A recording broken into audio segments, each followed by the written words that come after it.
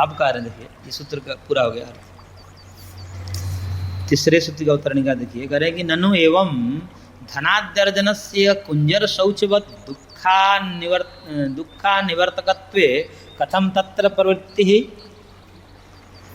करें कि इस प्रकार आप कह रहे हैं को धनादि के द्वारा, धनादि के अर्जन का जो है कुंजर शौचवत दुख निवृत्ति होती है। कुंजर शौच मतलब हाथी, कुंजर को हाथी बोलते हैं, शौच मतलब हाथी स्नान।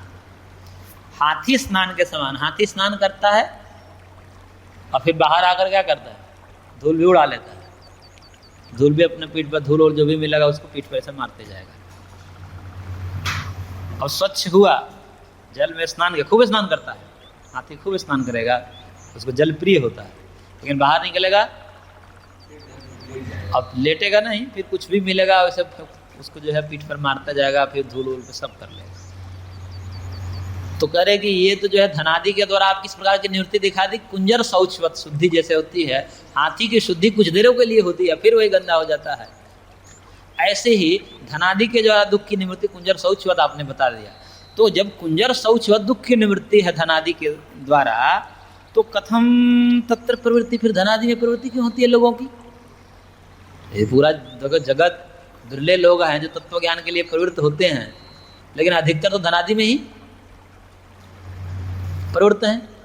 तो ये प्रवृत्ति क्यों होती है? जब कुंजर शौचवत ही दुखों की निवृत्ति है, कुछ देर के लिए तात्कालिक ही दुख की निवृत्ति है, तो तात्कालिक दुख की निवृत्ति के लिए लोग प्रवृत्त क्यों होते हैं? तत्राह, उस विषय में अब कह रहे हैं सूत्रकार, सूत्र बोलिए, प्रात्यहिक क्षुत प्रतीकारवत तत्प्रतिकार चेष्टनात् पुरुषार्थत्वम। करके प्रात्यहिक क्षुत प्रतिकारवत, रोज रोज के, प्रात्यहिक मतलब प्रतिदिन, क्षुत क्षुधा भूख के प्रतिकार के समान। जैसे रोज रोज भूख लगती है, पीड़ा है, कष्ट है, कोई सुख तो होता नहीं, भूख लग जाए तो कष्ट ही होता है, दुख ही है। तो जैसे भूख रूपी दुख का प्रतिकार भोजन से हो जाता है, कितने देर के लिए? 3-4 घंटे के लिए हो जाता है ना। फिर भूख लगे फिर खाते हैं, फिर भूख लगे फिर खाते हैं। लेकिन जिस प्रकार से तात्कालिक रूप से भी कुछ उपचार करने पड़ते हैं लोगों को, भाई अभी आया है तो तात्कालिक रूप से क्या करें, तो धनादि के द्वारा निवृत्त कर लें। तो इसलिए कह रहे हैं कि जैसे रोज रोज के क्षुधा रूपी दुख का प्रतिकार जैसे भोजन से हो जाता है, वैसे ही तत्प्रतिकार चेष्टा, वैसे ही प्रतिकार की चेष्टा होने से इसमें भी पुरुषार्थत्व है। इसलिए धनादि को भी पुरुषार्थ के अंतर्गत रखा गया है। पुरुषार्थ चतुष्टय में 4 पुरुषार्थ है, धर्म, अर्थ, काम, मोक्ष। तो धर्म भी है, अर्थ भी है। तो अर्थ में भी पुरुषार्थत्व कैसे हो गया? पुरुषार्थ है तभी तो लोग इसमें प्रवृत्त होते हैं। शास्त्रों में कह दिया पुरुषार्थ है, 4 है, धर्म है, धर्म पूर्वक अर्थ कमाओ, अर्थ कमाने को कहा गया। तो क्यों कहा गया? तो ये तात्कालिक रूप से कहा गया है। जिसको इतना ही इष्ट है कि मेरे को तात्कालिक दुख निवृत्ति चाहिए, आत्यंतिक दुख निवृत्ति नहीं चाहिए, जिनको यही इष्ट है तो उनके लिए धन है।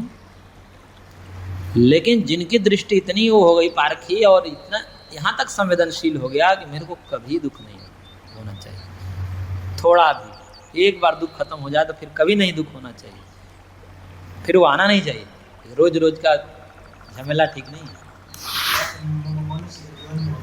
हाँ?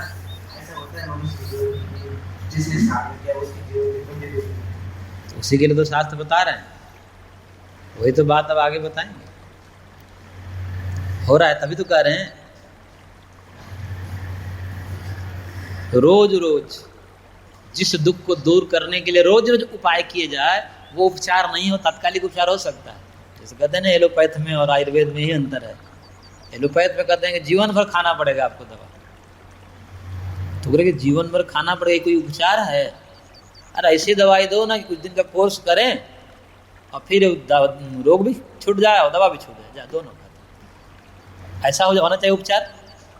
कि रोज दवा जब खाओ तो कुछ देर के लिए तो शांत हो जाए, फिर आ जाए, फिर खाओ, फिर शांत, फिर आ जाए, ये कोई उपचार नहीं है। तो ऐसे ही धनादि के द्वारा दुख की निवृत्ति ऐसा ही एलोपैथ के समय, और तत्व ज्ञान के द्वारा दुख की निवृत्ति ऐसा जैसे आयुर्वेद।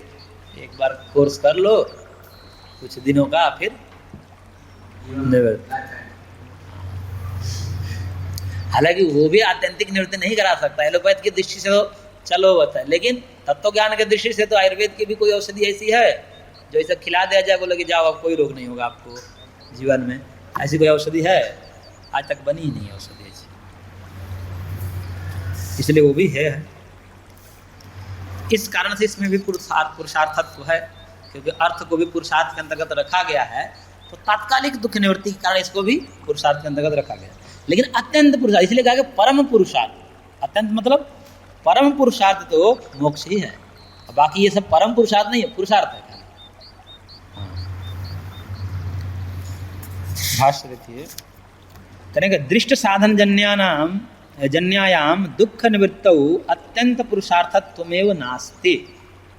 दृष्ट साधन से जो जन्य दुख की निवृत्ति है, उस दुख की निवृत्ति में अत्यंत पुरुषार्थत्व नहीं है, अत्यंत पुरुषार्थ, परम पुरुषार्थ नहीं है।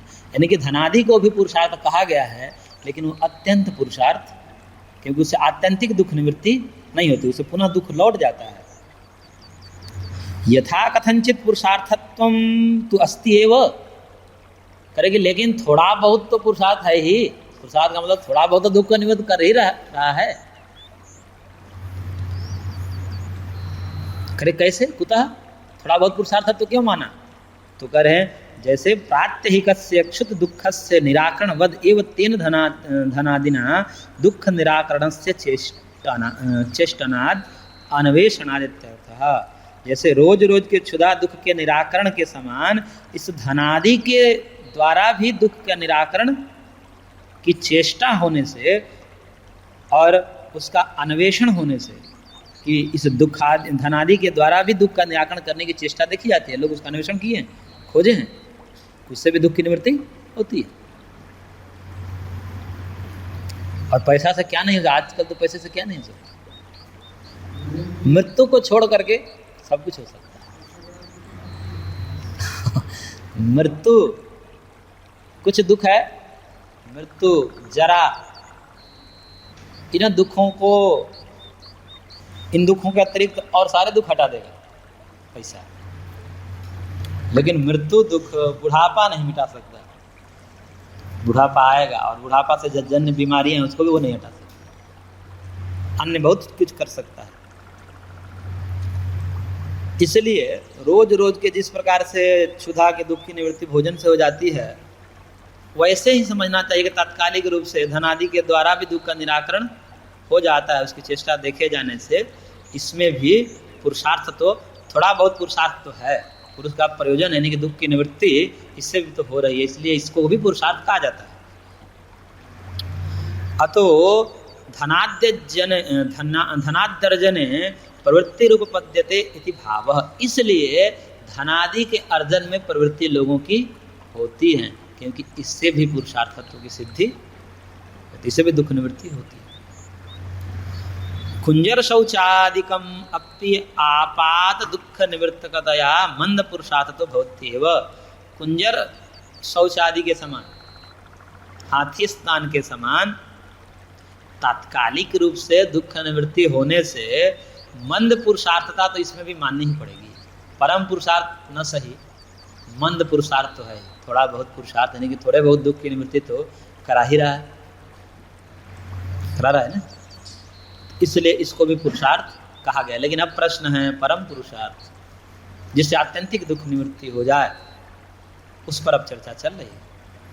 सामान्य पुरुषार्थ की बात यहाँ पर, धर्म अर्थ काम ये तीनों सामान्य पुरुषार्थ है, सामान्य रूप से दुख भी दूर कर सकता है कुछ देर के लिए, परंतु सदा सर्वदा के लिए नहीं। इसलिए कहते हैं कि अंत में पहले कहा जाता है कि धर्म का आचरण करो, धर्म, और फिर कहते हैं कि धर्म भी बंधन का कारण है,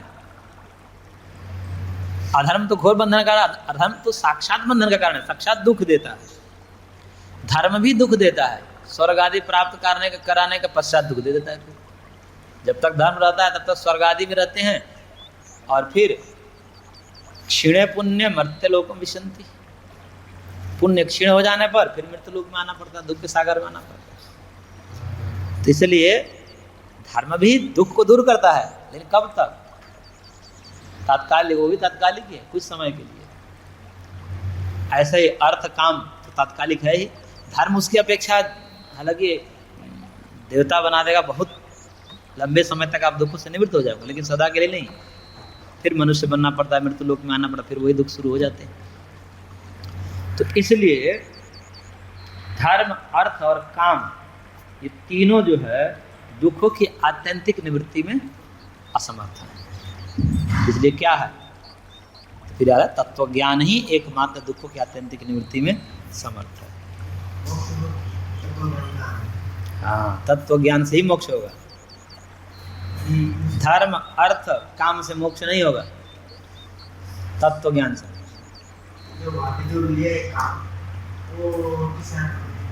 काम अर्थ में जो काम प्रसिद्ध है, काम वासना या काम इच्छा।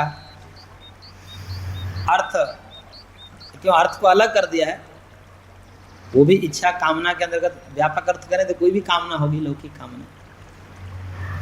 तो कामना से भी नहीं सर, धर्म, अर्थ, काम, काम वासना का काम वासना अर्थ कर दीजिए, दोनों अर्थ से। तो इससे भी जो है दुखों की निवृत्ति नहीं, तीनों से। इसलिए इसको क्या कहते हैं? त्रिवर्ग को अलग करते हैं, मोक्ष को अलग रखते हैं। ये चार पुरुषार्थ में धर्म, अर्थ, काम को त्रिवर्ग कहते हैं। त्रिवर्ग है, यानी कि इसको अलग रखते हैं, क्योंकि इससे तात्कालिक दुख निवृत्ति हो सकती है। आत्यंतिक दुख निवृत्ति तो तत्व ज्ञान से ही होता है, वही मोक्ष है, वही परम पुरुष है। इसलिए तात्कालिक रूप से अर्थ के द्वारा भी दुख निवृत्ति होने से मंद पुरुषार्थत्व तो है इसमें, लेकिन आत्यंतिक पुरुषार्थत्व नहीं।